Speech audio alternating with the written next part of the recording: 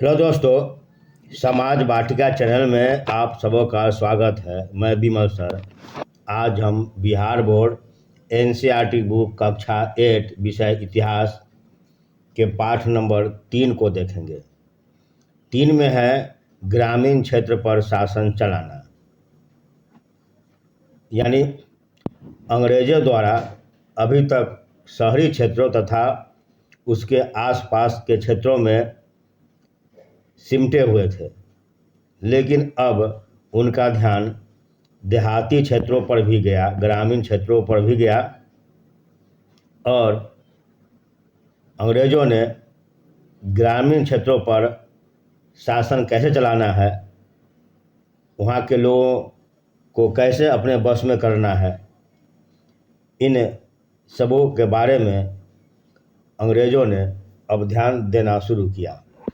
तो इस चैप्टर में हम देखेंगे कि ग्रामीण क्षेत्रों पर अंग्रेज़ों का शासन कैसे रहा और उन्होंने ग्रामीण क्षेत्रों पर अपना वर्चस्व कैसे जमाया।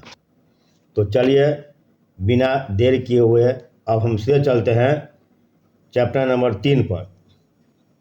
लेकिन आगे चलने से पहले आपसे पुनः रिक्वेस्ट है कि समाज वाटिका चैनल को आप सब्सक्राइब करें तथा लाइक और शेयर भी करें।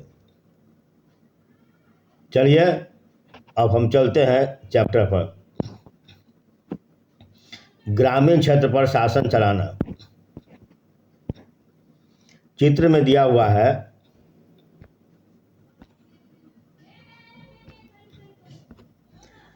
(1765) में रॉबर्ट क्लाइव मुगल बादशाह से बिहार और उड़ीसा की दीवानी ग्रहण करते हुए। चित्र में यह दिया हुआ है।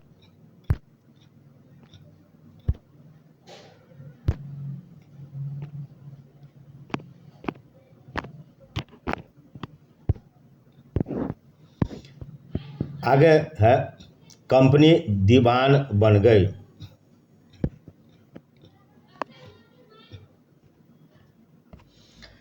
(12 अगस्त 1765) को मुगल बादशाह ने ईस्ट इंडिया कंपनी को बंगाल का दीवान तैनात किया। इस बात की पूरी संभावना है कि यह घटना मुट्ठी भर अंग्रेज़ों और हिंदुस्तानियों की मौजूदगी में रॉबर्ट क्लाइव के तंबू में घटी होगी, लेकिन ऊपर जो चित्र दिए गए हैं, चित्र में इस घटना को एक भव्य समारोह के रूप में दिखाया गया है। यह चित्र उस चित्रकार ने बनाया है जिसे रॉबर्ट क्लाइव ने अपने जीवन की यादगार घटनाओं को चित्रित करने का जिम्मा सौंपा था। दीवान बंगाल की दीवानी हाथ में आना अंग्रेज़ों के लिए निश्चय ही एक बड़ी घटना थी। दीवान के तौर पर कंपनी अपने नियंत्रण वाले भूभाग के आर्थिक मामलों की मुख्य शासक बन गई थी। अब उसे अपनी ज़मीन पर शासन चलाने और आमदनी को व्यवस्थित करने का रास्ता ढूंढना था। इसके लिए उसने एक ऐसा रास्ता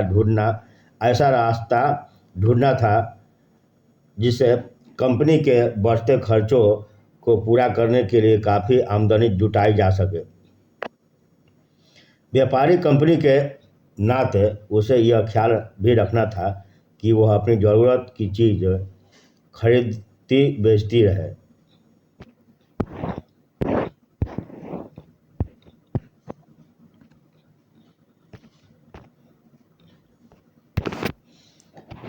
समय के साथ कंपनी को यह भी समझ में आने लगा कि उसे सावधानी के साथ आगे बढ़ना होगा।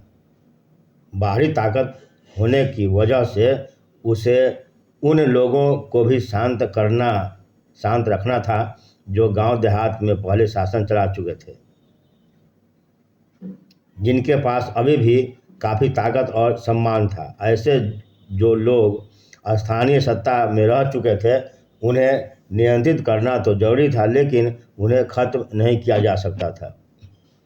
यह काम कैसे हो, इस अध्याय में हम देखेंगे कि कंपनी ने ग्रामीण इलाकों को उपनिवेश कैसे बनाया, आय के संसाधन कैसे जुटाए, लोगों के अधिकतर किस तरह तय किए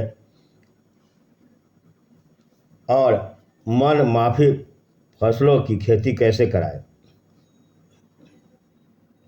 अब देखते हैं कि कंपनी की आमदनी का स्रोत कैसे रहा, कहाँ से आमदनी प्राप्त करता था। आगे देखते हैं आमदनी, कंपनी की आमदनी। कंपनी दीवान तो बन गई थी, लेकिन अभी भी खुद को एक व्यापारी ही मानती थी। कंपनी भारी भरकम लगान तो चाहती थी, लेकिन उसके आकलन और वसूली की कोई नियमित व्यवस्था करने में हिचकिचा रही थी। उनकी कोशिश यही थी कि वह ज़्यादा से ज़्यादा राजस्व वसूले और कम से कम कीमत पर बढ़िया सूती और रेशमी कपड़ा खरीदे। इसी कारण 5 साल के भीतर बंगाल में कंपनी द्वारा खरीदी जाने वाली चीज़ों की कुल मूल्य दुगना हो चुका था। 1865 से पहले कंपनी ब्रिटेन से सोना और चांदी का आयात करती थी और इन चीज़ों के बदले सामान खरीदती थी। अब बंगाल में इकट्ठा होने वाले पैसे से ही निर्यात के लिए चीज़ें खरीदी जा सकती थी। आगे दिया हुआ है यहाँ पर चित्र नंबर 2 में, बंगाल स्थित मुर्शिदाबाद का एक साप्ताहिक हाट। ग्रामीण इलाकों के किसान और कारीगर अपनी चीज़ें बेचने और ज़रूरत की चीज़ें खरीदने के लिए नियमित रूप से बाज़ारों में आते थे।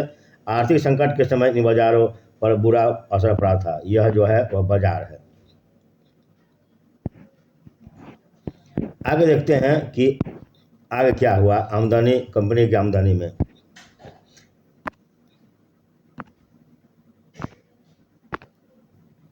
जल्दी ही यह जाहिर हो गया कि बंगाल की अर्थव्यवस्था एक गहरे संकट में फंसी जा रही है।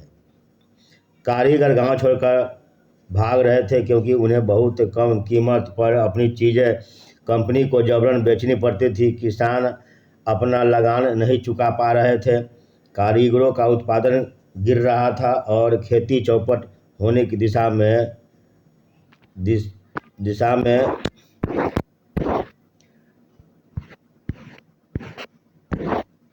बढ़ रही थी। 1770 में पड़े अकाल ने बंगाल में 1 करोड़ लोगों की मौत की नींद सुला दिया। इस अकाल में लगभग 1/3 आबादी समाप्त हो गई। यहाँ दिया हुआ है चित्र नंबर 3, चार्ल्स कॉर्नवालिस। जिस समय अस्थायी बंदोबस्त लागू किया गया उस समय कॉर्नवालिस भारत का गवर्नर जनरल था। इसमें हमको देख लेना है कि बंगाल में रैयत पर कोलब्रुक का कथन क्या है। बंगाल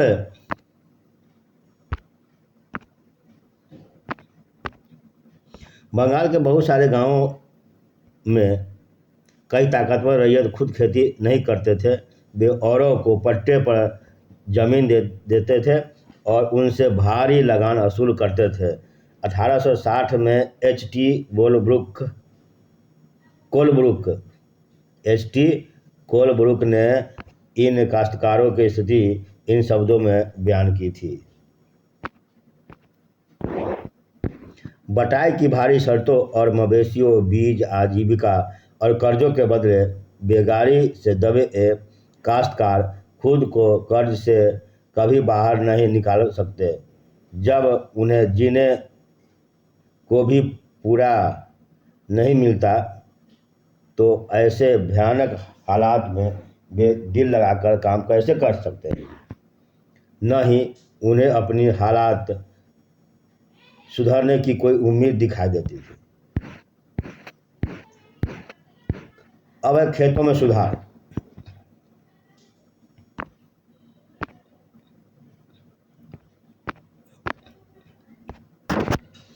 खेतों में सुधार की जरूरत। अगर अर्थव्यवस्था संकट में थी तो क्या कंपनी अपने राजस्व आय के बारे में आश्वस्त रह सकती थी। कंपनी के ज़्यादातर अफसरों को यह लगने लगा था कि जमीन में निवेश करना और खेती में सुधार लाना जरूरी है। यह काम किस तरह किया जा सकता था, इस सवाल पर 2 दशकों तक बहस चली। आखिरकार कंपनी ने 1793 में अस्थायी बंदोबस्त लागू किया। इस बंदोबस्त की शर्तों के हिसाब से राजाओं और तालुकदारों को जमींदारों के रूप में मान्यता दी गई। उन्हें किसानों से लगान वसूलने और कंपनी को राजस्व चुकाने का जिम्मा सौंपा गया। उनकी ओर से चुकाई जाने वाली राशि अस्थायी रूप से तय कर दी गई। इसका मतलब यह था कि भविष्य में कभी भी उनमें इजाफा नहीं किया जाना था। अंग्रेज़ों को लगता था कि इससे उन्हें नियमित रूप से राजस्व मिलता रहेगा और ज़मींदारों को ज़मीन में सुधार के लिए खर्च करने का प्रोत्साहन मिलेगा। उन्हें लगता था कि क्योंकि राज्य की ओर से राजस्व की मांग बढ़ने वाली नहीं थी, इसलिए जमींदार बढ़ते उत्पादन के फायदे में रहेंगे। आगे है समस्या। तो इससे क्या समस्या सामने आया, जिसे हम आगे पढ़ने वाले हैं। लेकिन हम इस वीडियो को यहीं समाप्त करते हैं और समस्या तथा उसे आगे के जो समस्या है उसका समाधान करने के लिए, उसके बारे में हम जानकारी हासिल करने के लिए हम दूसरे वीडियो में हम देखेंगे। तो इस वीडियो को हम यहीं समाप्त करते हैं और मिलते हैं दूसरे वीडियो में, यह कहते हुए कि इस चैनल को आप ज़रूर से ज़रूर सब्सक्राइब करें, लाइक और शेयर करें।